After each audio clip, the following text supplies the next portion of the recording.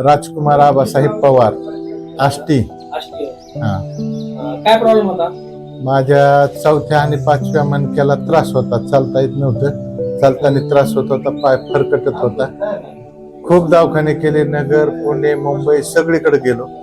सगळ्यांनी सांगितलं की ऑपरेशन करावं लागेल आणि मनकाच बदलावं लागेल. तिथे तर म्हणले मनकाच काढावं लागेल. त्याच्यावर मी काही ते ऍक्शन घेतली नाही, मी कसाच आलो रिटर्न. त्याच्यानंतर मग आमच्या शेजारी आष्टीहून कड्यामध्ये माहिती झाली की आलशिफा निसर्गोपचार केंद्र आहे, तिथे हाड, मणके असं काही याच्यावर इलाज होतो. त्याच्यासाठी मी इथे आलतो.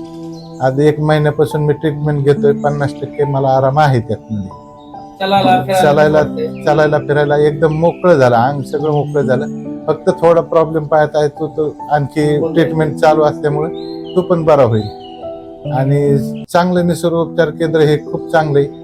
यांचे जे औषधं आहेत ते सगळे आयुर्वेदिक औषध आहेत, त्यांनी साईड इफेक्ट नाही, त्याच्यामुळे आराम पडतोय त्याचा. आज सुद्धा मी दवाखान्यातच आलेलो आहे, आता औषधं घेऊन चाललोय परत. आणि मला पूर्ण आराम होणारच आहे असं डॉक्टर बी म्हणले. माझी मानसिकता आहे, मला गुण येणारच आहे. तुमचे मित्र म्हणत होते आधी चालायचा प्रॉब्लेम येत होता, आता आमच्या पुढे पळत येत. हो, रनिंगला मी रोज सकाळी मॉर्निंग वॉकला जाताना सगळ्याच्या पुढेच असतो. आता पायाचं थोडं आहे तर ते नीट होईल म्हणतात. दुसऱ्या पेशंटसाठी काय बोलू शकतो?